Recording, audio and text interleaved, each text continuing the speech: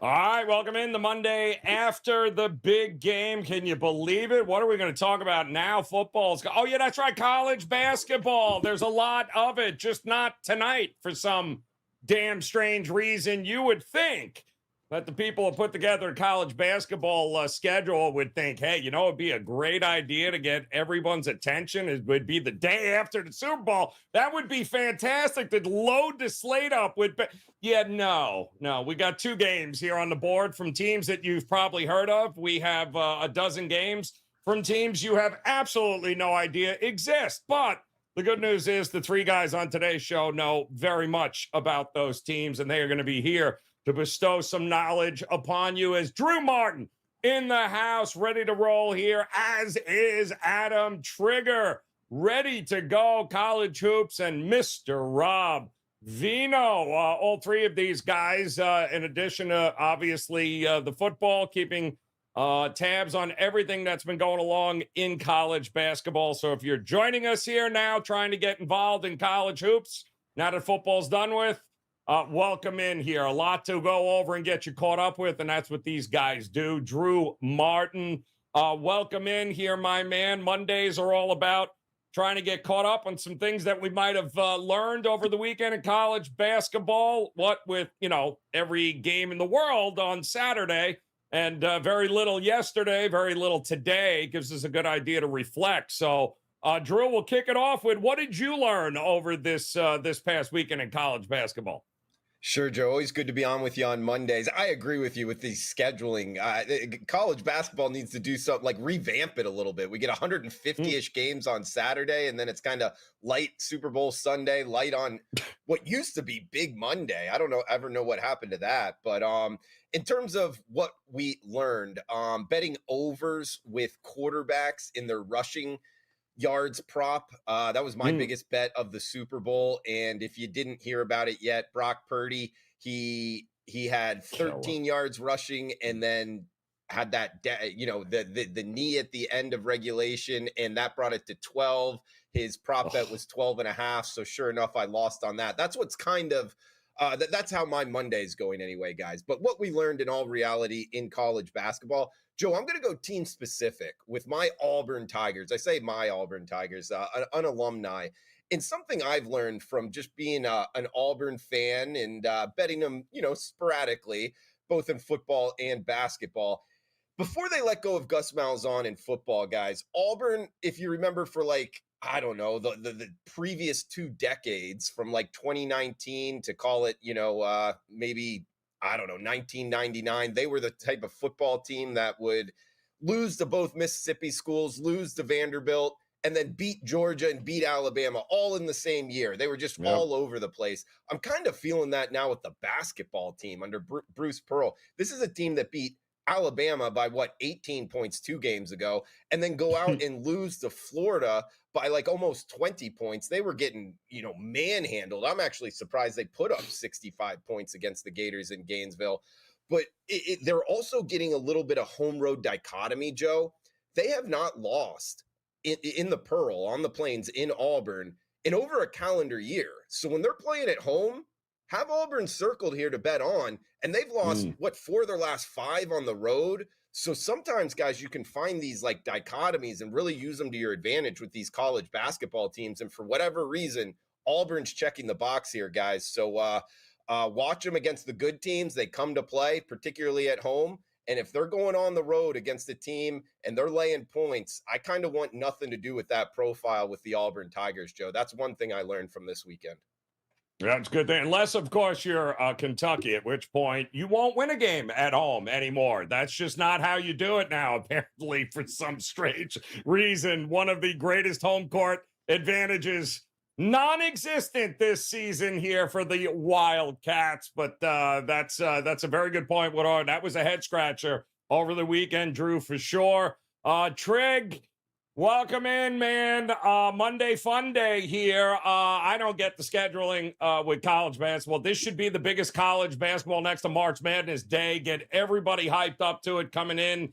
It should also be a holiday, but that's a discussion for another day. But tell me something from this weekend that you might have pulled away, because this year it feels like more so, there's a lot of ebbs and flows to what's happening in college basketball now.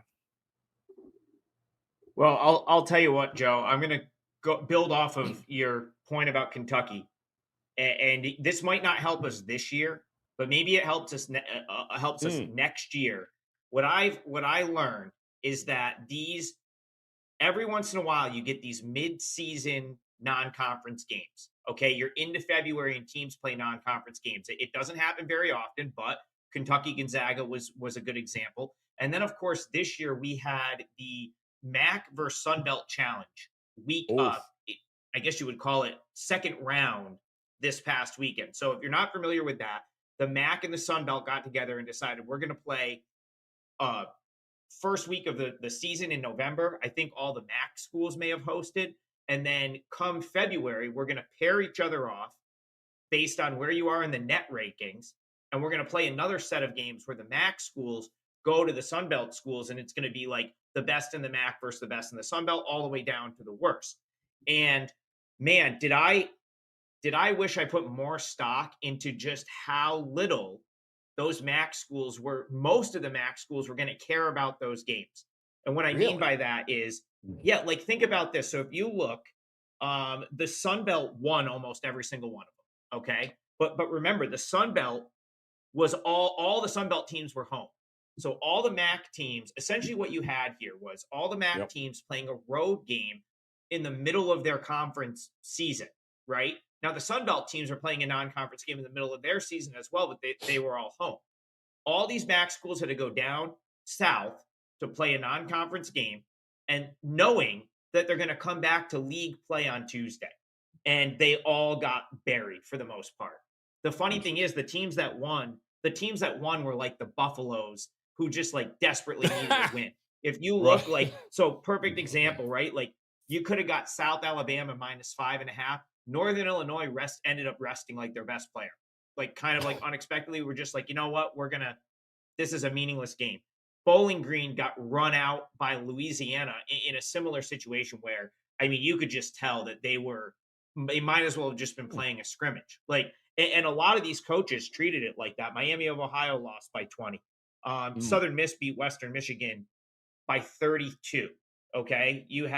So if you threw out the big games, the Toledo App State, which was a fantastic game, and James Madison Akron, which like both of those teams are I mean, that was a big game. Like it would be right. hard to say Akron didn't care about that game because they're still kind of playing for their overall profile.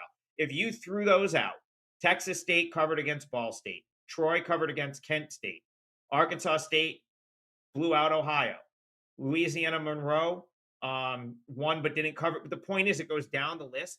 Those MAC Right. schools didn't really care, right? They know that they've got conference play on Tuesday, and many of them prioritize that Tuesday conference game over going and playing a random game against a Sun Belt team on a Saturday. So a little Mm. disappointed in myself that I didn't pick up on that sooner, but maybe it's something to keep in our back of our minds for next year, because I wouldn't be surprised if we see more conferences start to do this, because I think other conferences, specifically these other mid-major conferences, Joe, are going to look and say, man, like Yep. what a great idea. James Madison got a game against Akron.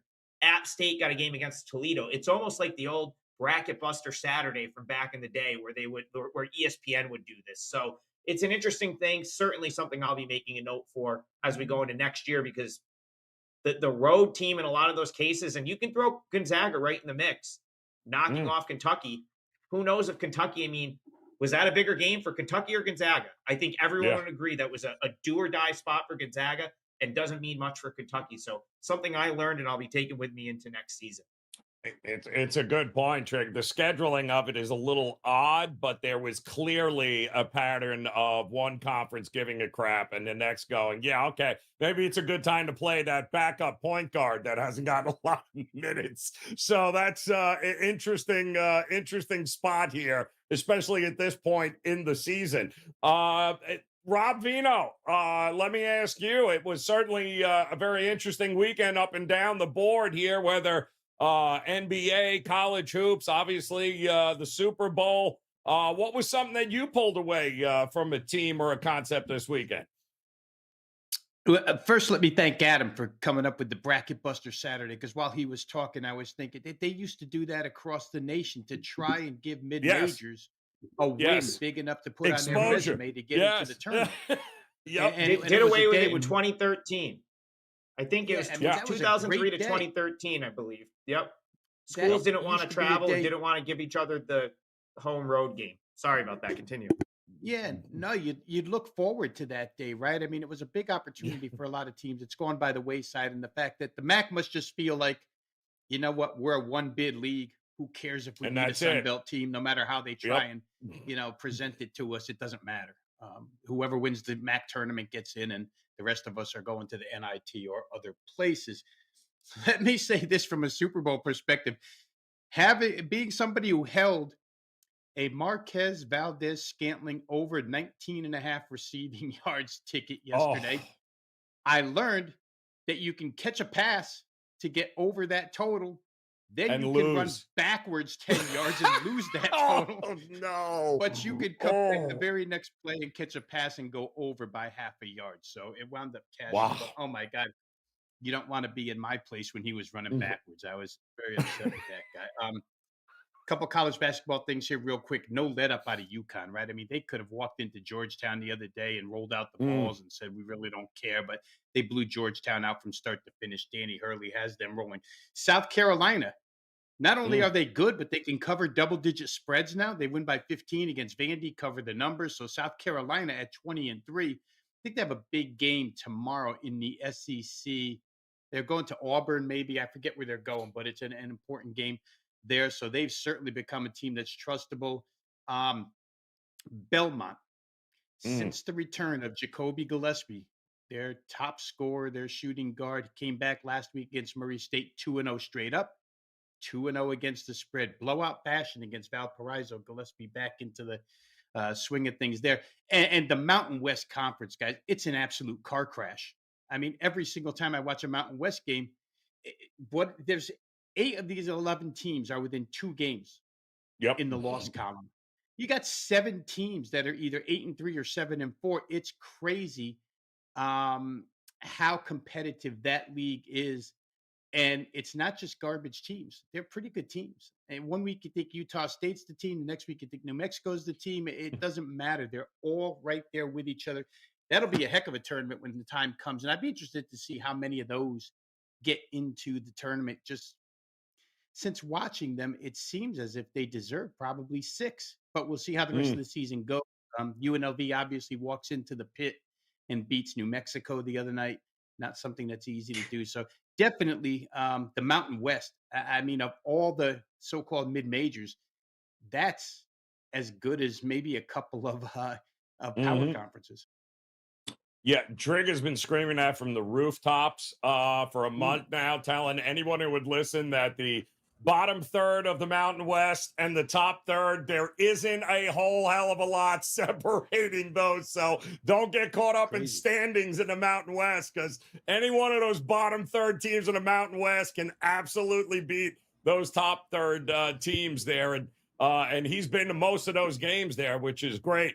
All right, so we do have a couple of games here tonight that obviously a couple of big name games here, but we do have some intriguing spots in between. So we'll start it off, Drew, with a big game breakdown for a game involving one of the really fastest paced teams you will ever see. No, I'm sorry, Towson. Yeah, this is going to be like watching paint dry, my friend. So what's going to go? What are we doing this game tonight? I'm actually going to lay it here with the Towson Tigers, Yes. guys. Minus 11 in the hook right now. And a big part of this handicap is just fading the Elon Phoenix. They are one of the worst teams in college basketball, definitely in the CAA. At 2-7, their last 9.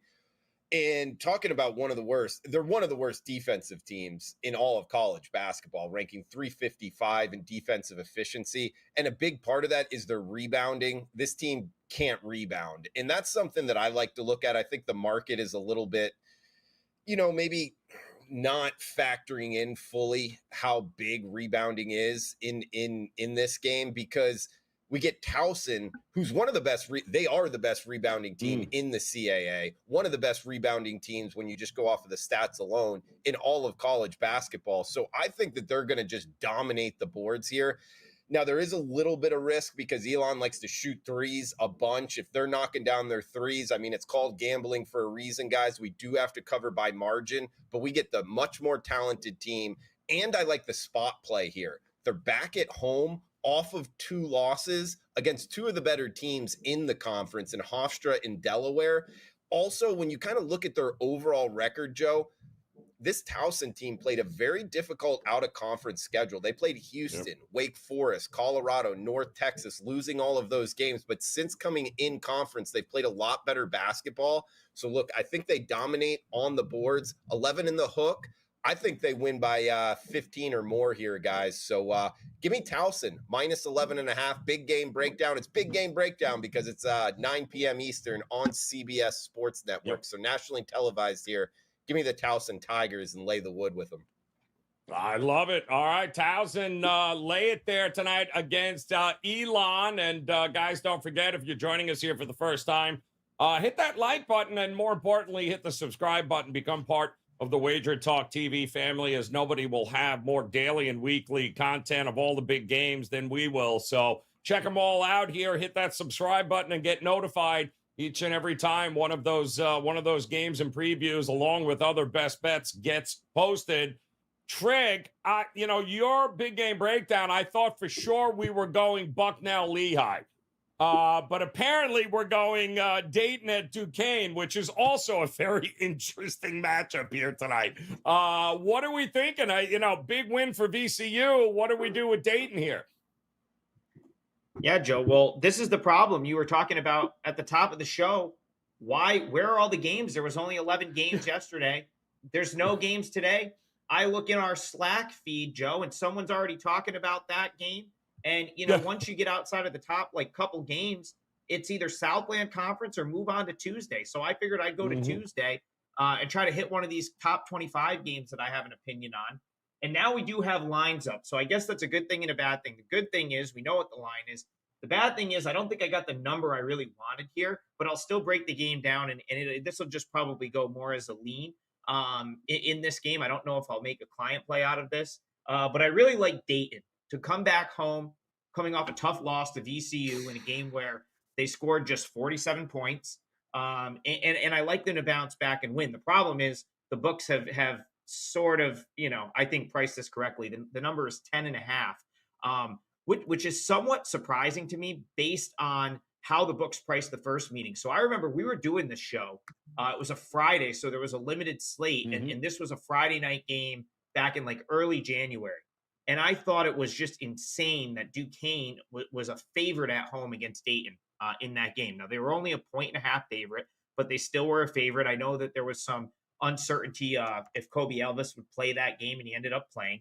But the point is, Dayton won that game easily, and it's hard to imagine that doesn't happen again here. If you go back to the first meeting, Duquesne just had no answer for Deron Holmes.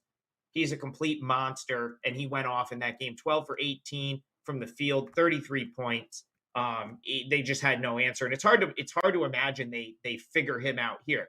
Now, if they do game plan to take Holmes out of the game, Joe, I really think that leaves them exposed because Dayton did not shoot the three well in the first meeting between these two teams. I believe they were just 5 or 17 from three. So Duquesne might decide, okay, we've got to take Holmes out of the game.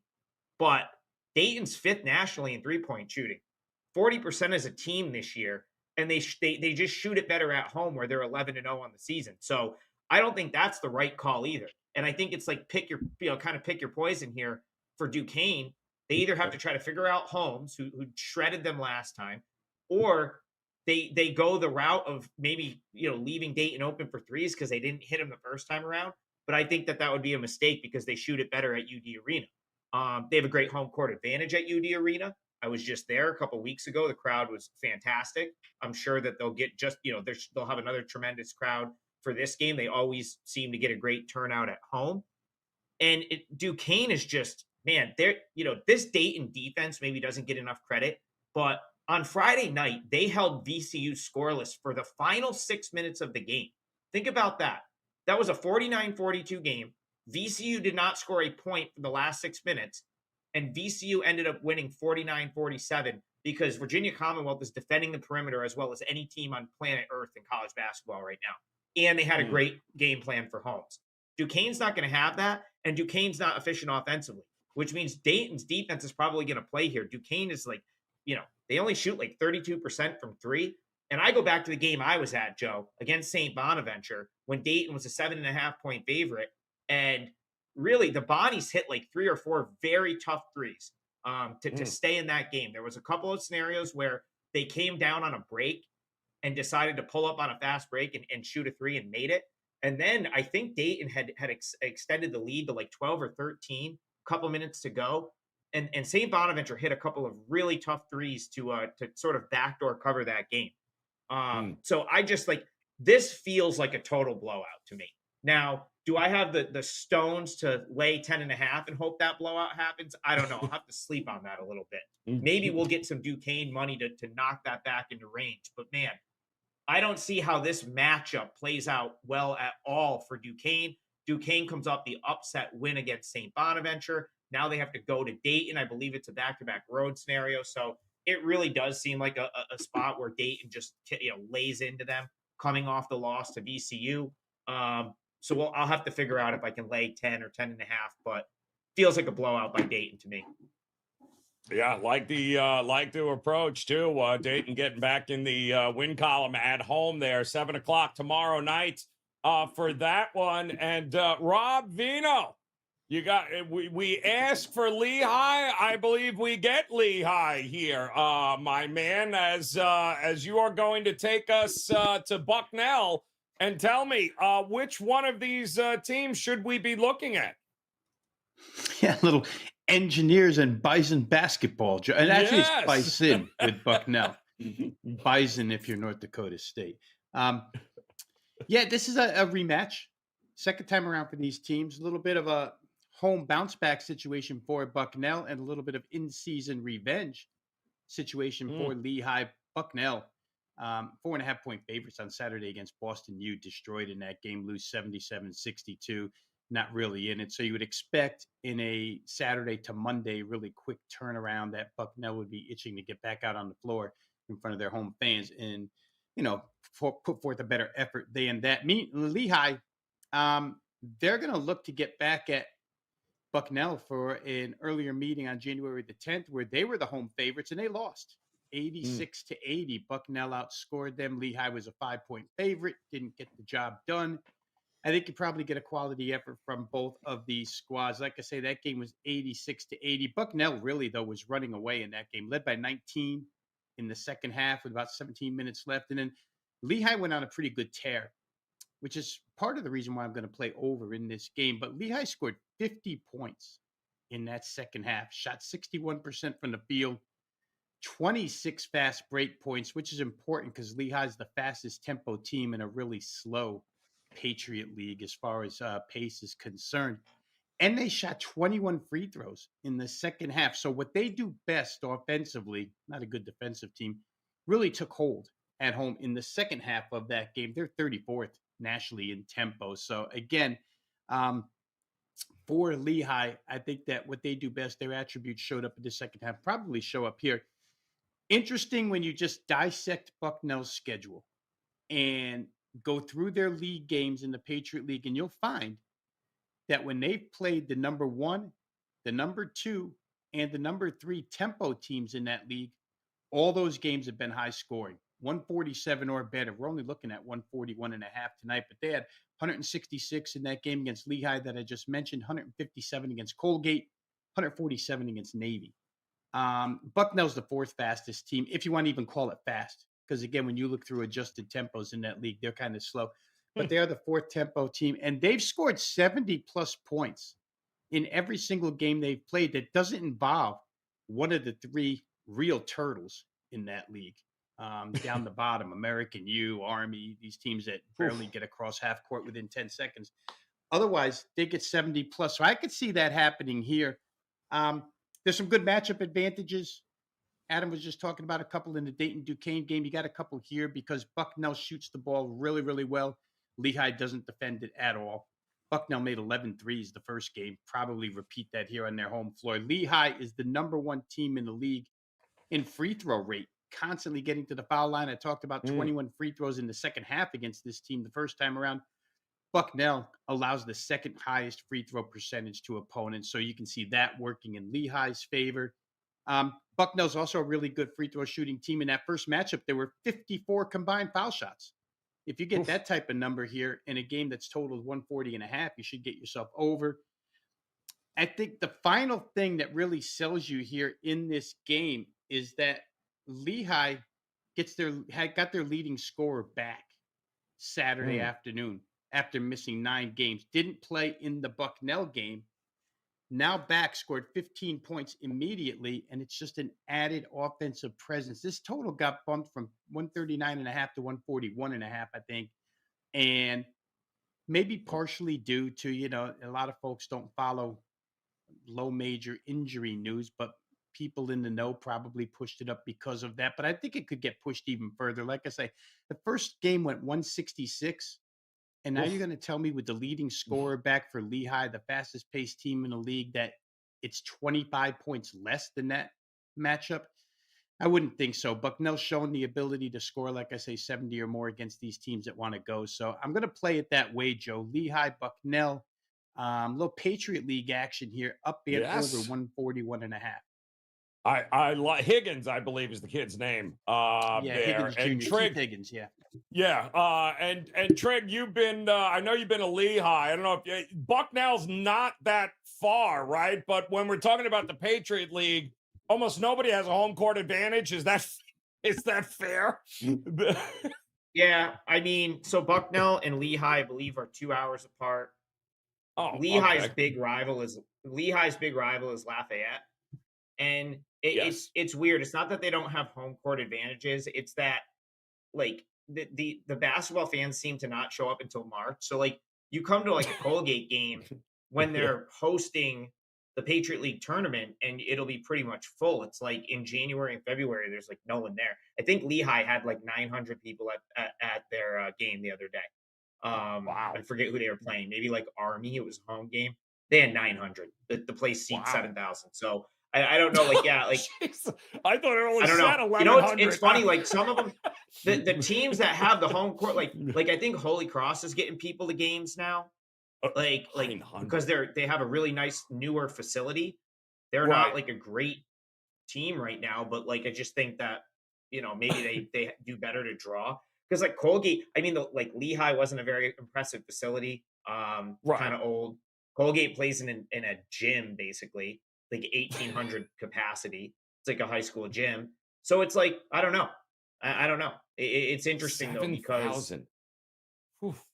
get 900 people in a 7,000 seat arena, man. That's 1,005. Yeah, that's kind of one of the outliers. I don't think many of them are that big, but that was a pretty big venue. Like 5,000-6,000 people, I believe, capacity there. And there was 900 for the Army game. So go figure. You got to figure, Drew. Like you just if you're the guy that releases the figures, like 2,800 to like baseball, like does this. Like the Oakland A's have done this for years. Like 17,000. Like what? There's 3 people behind home plate. What are you talking about here? It's an interesting league there, and 2 hours apart. I thought they were actually a little closer than that, but. That's the Patriot League for you, and they're not all Patriot League games tonight because Drew has got a best bet he's going to drop, and I promise you have heard of these 2 teams here tonight. So, Drew, break down Kansas without the return, I guess, of McCullers tonight back to Texas Tech. I don't think he's going, and they are a dog on the road, which is interesting when you find Kansas. So.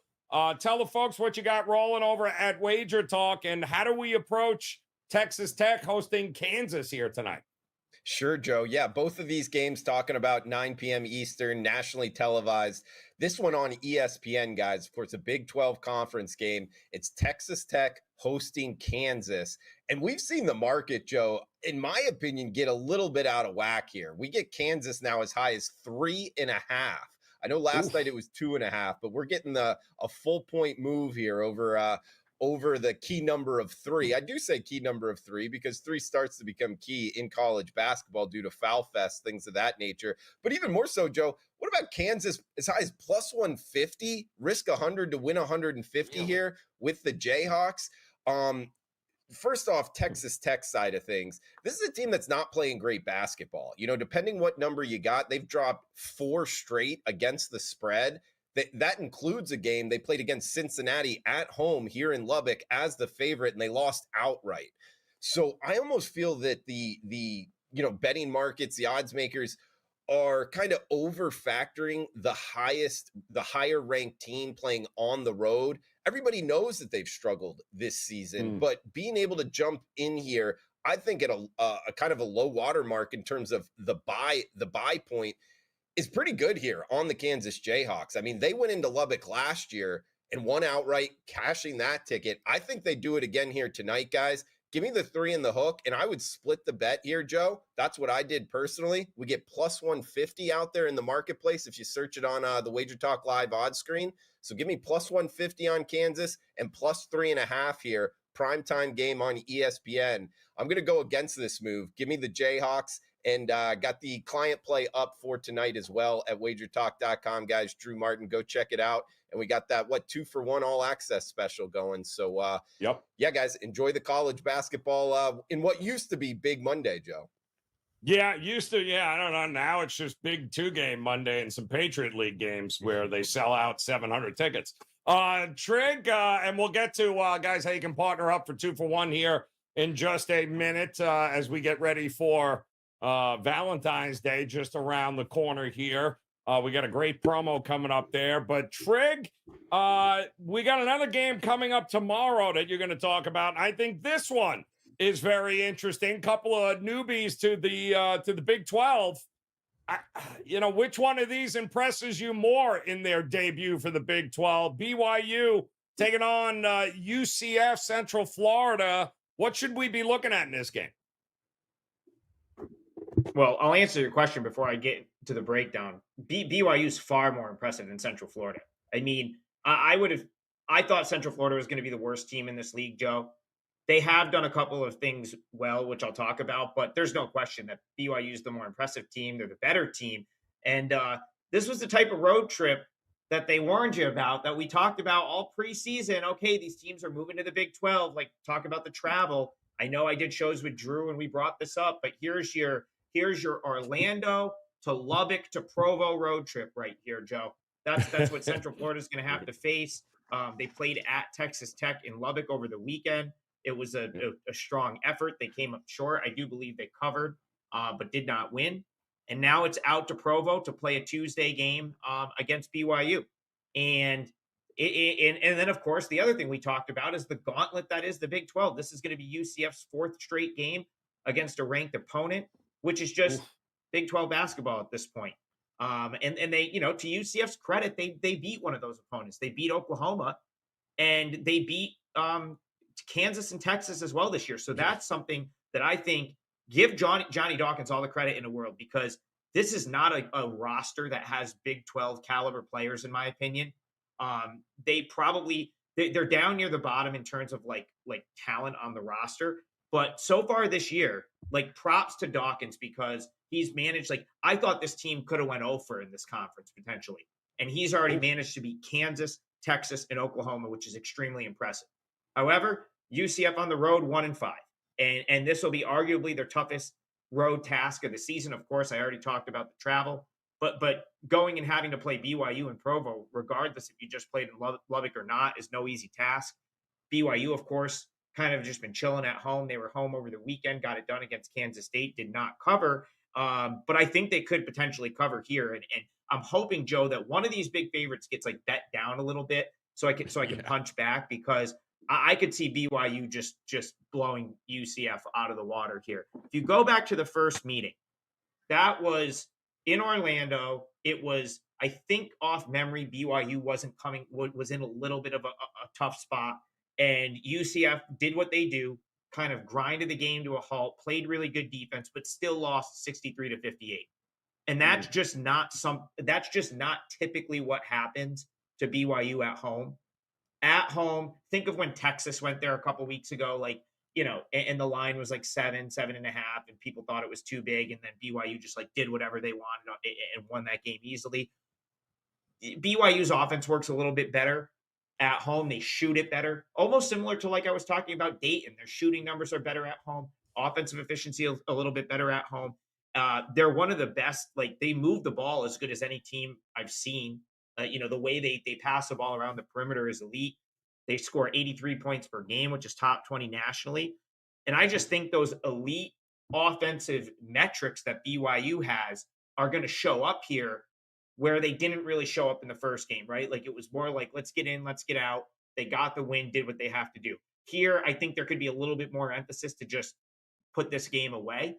And that's what leads me to wanting to lay the number. Now, 11 seems big, but, over the weekend, I think they were 11.5 at one point against Kansas. I think that's probably Kansas State. I'm sorry. I think that's where it went off. And I've got Kansas State power rated, quite a bit higher than UCF at this point. I know they're probably close from like what the odds makers would make them, but I've got Kansas State above UCF. And you throw in the travel, having to go play in Lubbock and then play BYU on the back end on like a weeknight spot. They had to stay out there, like they didn't go home. So they've been on the road for a few days. I think it's a tough ask for a UCF team that's 1-5 on the road this year and just does not have the caliber of player that BYU does, in my opinion. So I would lay it here. One of these two big favorites is going to get there, and I'll have to figure out from tonight or tomorrow if I can pick the right one. But one of these two big favorites is going to smash someone at home tomorrow, either Dayton or BYU. But man, this certainly sets up for a blowout BYU win here, Joe. Yeah, it's a brutal schedule. Absolutely brutal for UCF here. And BYU, I thought they did a really good job in that Iowa State game at home. It just feels like they're a team that you want to back. But like you said, maybe we can get a little money coming on the other side here and be able to go the other way. That game again, guys, tomorrow, UCF taking on BYU. But there is another two teams that are going to go at it from the Big 12 here tonight, and Rob Vino. Now, you gave us an over with Lehigh Bucknell. Not a shocker there, Vino, but I'm very interested to see how you're going to approach this game tonight between West Virginia at TCU. It feels like an over simply because does West Virginia even play defense? I don't think so. But what do you do in this spot here? Is it side or total you're looking at in TCU taking on West Virginia tonight? Well, first of all, I have to know if you're with me on this, Joe, because whenever I get the opportunity now to listen to Adam talk about BYU, all I can think of is donuts and arena prayer time. Yeah, yes, that's a good point. As far as the Marriott Center is concerned. And the baby race at halftime. Don't forget the baby race at halftime. The baby race. We're going to have to get those photos up for you. It's one of the best stories ever. And it's students. Those children, those babies that are racing are the students' children. Like, mostly, like upper class. That's right. It's a great point.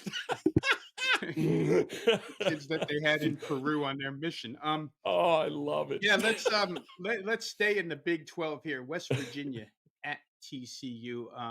Open up TCU 12.49.5. Pushed up a little bit here now. TCU 12.5 and 150. The total. And you're right, Joe. I mean, let's not complicate this at all, right? This number is probably a little light, just because these two haven't gotten to face each other, and they face all the other kind of methodical and extremely tough defenses that are in the Big 12. Probably is what keeps this number to 149.5 as an opener. West Virginia, 14th ranked defense in the Big 12. TCU, 11th ranked defense in the Big 12. In Big 12 play, they just haven't come through. Every West Virginia opponent so far, they played 10 in Big 12 play, with the exception of Cincinnati, has found their way to 70 points in every game. For TCU, 8 of their 10 have found their way to 71 points. Only Oklahoma State 69 and Cincinnati 67. Once again, couldn't make 70. Those, are two of the offensively challenged teams in the Big 12, which there are a multitude of, but certainly Oklahoma State and Cincinnati fit that bill. Combine that with the fact that you got two of the higher scoring teams inside this league. West Virginia, through 10 games, don't play any defense, but they score 76 a contest, and they haven't played a single overtime game yet. So that's pretty impressive number. And TCU averaging 75.3. They do have a pair of overtime games, but one of them really doesn't skew the number because in the triple overtime against Baylor, they were 76 all at the end of regulation. But the Cincinnati game was 67-67. So if you want to chop TCU from 75.3 down a little bit, go right ahead. They're still a good offensive team, better than they are defensive. The league, like I say, it's known for tough defense and methodical tempo. West Virginia's neither. It's the fastest paced team in the league and the worst defense in the league. That's a great combo for playing overs, for point production. And TCU is a lot of the same. 82nd ranked tempo team nationally, not good defensively. I think each of these teams, tell you the truth, is going to be happy to see the opposing defense on the floor here tonight, to get away from some of these stifling defenses that they face in Big 12 play each and every night. And even still, they've managed to score mid to high 70s in a lot of their games, at least average that number. The last thing I'll say here about this game is I'm always a big bounce back guy, regression back to the norm.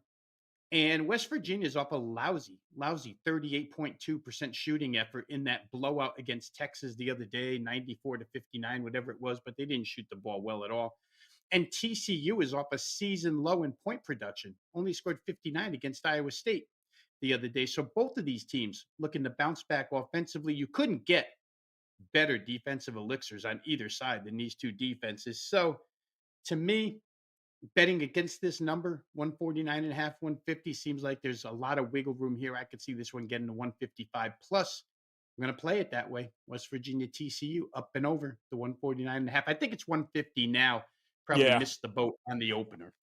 It's not going to matter. Let's face it. Right. Jamie Dixon at West Virginia ain't stopping anybody here. So an over there, double overs now for Rob Vino here on the show. Now, before we recap this for you, we do have some footage that I'd like to play here. If we could. You got that. All right, I want to make sure highlighting. you got Yeah, let's see if we can highlight some of these children, these baby races, kids at a BYU. Let's see if we can get this, Vino.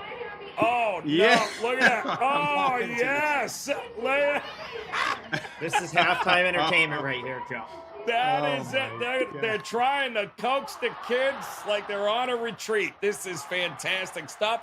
You will only get this on the college basketball. Oh, that's it. Donuts, prayer stuff. time, baby races. That's only fantastic. Trig. When we tell you that Trig has been everywhere, we are telling you nobody's got more live footage in arenas around the country than Adam Trigger. Oh my God, that's so good. Don't forget, I told you the deal that you want to keep in mind now through Valentine's Day here, guys, through midnight. The opportunity to buy a one-day all-access package from your favorite handicapper at WagerTalk, and you get an additional 2 days for free. So it's really a 3-day package that you're getting for the price of a one-day package. Great opportunity for you guys to hop on. They've been telling you, Drew told you, I believe Trig, in fact, you have a 5% coming up here. Do you not? Is it tonight or tomorrow?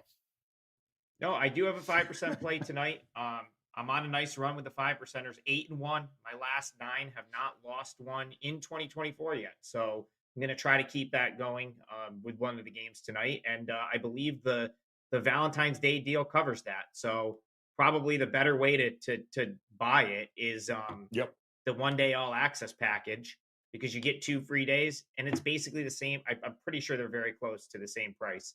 5% player, the one-day all-access. So probably the way to go there. I agree. And you just heard, Drew, too, is another one, guys. Totals are the way to go between Drew and Vino.